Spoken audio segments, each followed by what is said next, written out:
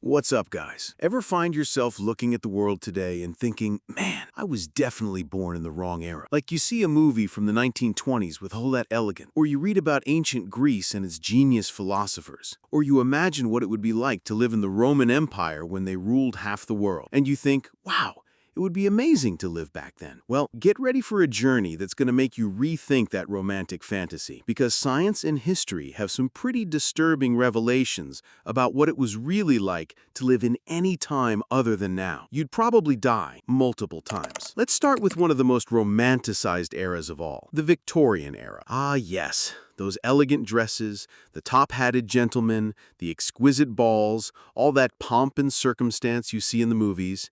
It seems like a civilized paradise, doesn't it? Wrong. Completely wrong. The Victorian era was basically a scientific nightmare disguised as elegance. First, let's talk about medicine. Know that annoying headache you get? In the Victorian era, the treatment was a dangerous narcotic. Literally, this narcotic for everything.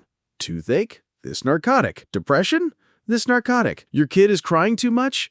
Give him a little of the substance. Why not? There was always the option of trepanation, which is basically drilling a hole in your head with a manual drill. But doctor, I just have a backache. Don't you worry, my dear fellow. We'll open your head and see what's inside. And don't even think you'd escape disease. The average life expectancy was about 40 years, and that's if you were lucky. Cholera, smallpox, tuberculosis, typhoid fever. These were the celebrities of the time, and they didn't give autographs, they just killed you. Oh, and if you were a woman?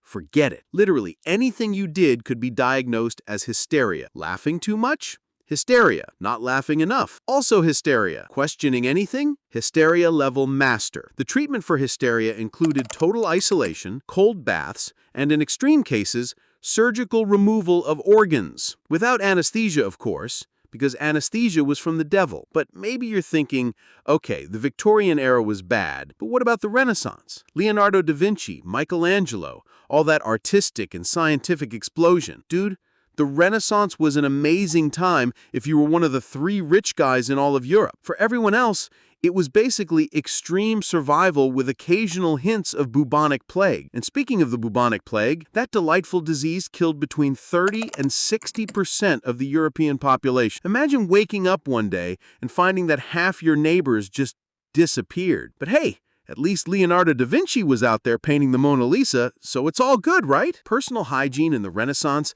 was a concept as foreign as quantum physics. People would take a bath maybe once a month if they were lucky. The medical theory of the time said that water opened your pores and allowed diseases to enter your body. So basically, the dirtier you were, the healthier you were. Perfume didn't exist to smell good.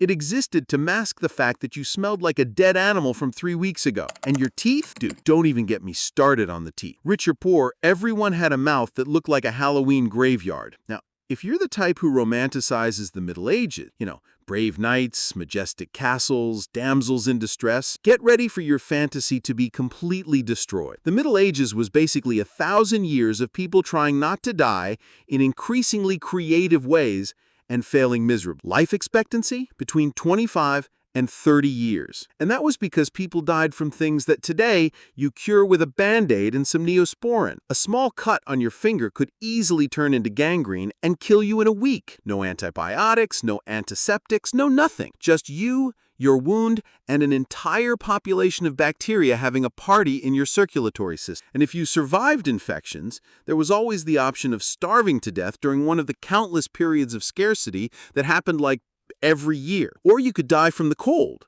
because those majestic castles were basically giant refrigerators made of stone. Or you could die in one of the constant wars that happened because some guy looked at another guy the wrong way, and they decided to settle the matter by killing a few thousand peasants. And for medieval women, dude, I'm not even going to go into detail about what it was like to give birth back then, because you'll probably stop eating for a week. Let's just say the maternal mortality rate was so high that surviving childbirth was considered a worthy achievement for a party. Literally. But maybe you're more the adventurous type, and you think, I want to live in the age of explorers, discovering new worlds, sailing the seas. All right, let's talk about medieval and Renaissance navigation. First, you'd spend months on a boat that was basically a floating wooden box infested with rats. These rats carried diseases, ate your food, and probably had better living conditions than you did. A sailor's diet basically consisted of moldy biscuits, rotten meat, and water that was more like bacterial broth than anything potable. Scurvy was practically guaranteed after a few weeks at sea. Your teeth would fall out,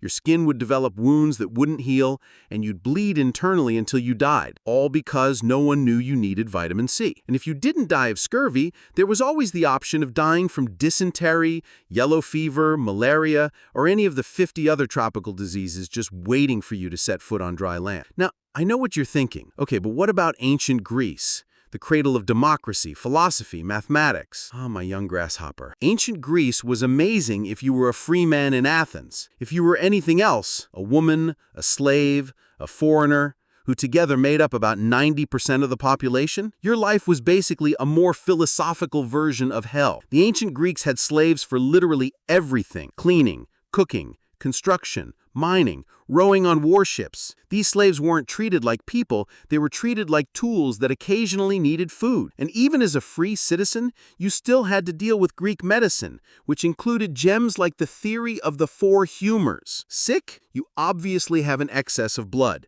so let's drain about 3 liters and see what happens. Still sick?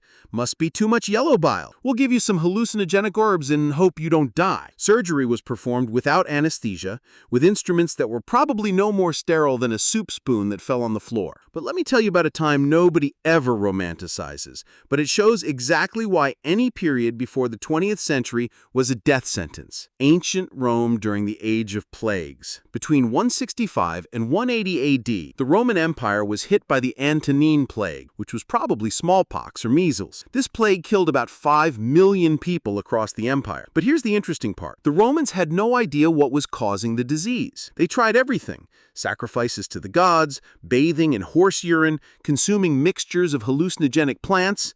Nothing worked because they had no concept of germs, viruses, or disease transmission. And if you think at least the rich escaped these tragedies, think again. The Emperor Marcus Aurelius, one of the most powerful people in the world at the time, likely died from this very plague. All the money and power in the world couldn't buy what a dose of vaccine costs today. Protection against diseases we have already completely eradicated. So, the next time you're scrolling through Instagram, complaining about traffic, or annoyed because your Wi-Fi is slow, remember, you're living in an era where a scratch won't kill you, where headaches aren't treated with trepanation, where you can eat fresh fruit all year round and not get scurvy, where you'll probably live to be 80 instead of dying at 30 from a urinary tract infection. You have access to more information at your fingertips than any emperor, king, or pharaoh ever dreamed of. You can talk instantly with people on the other side of the world. You can travel from one continent to another in a matter of hours, not months. The inconvenient truth is that,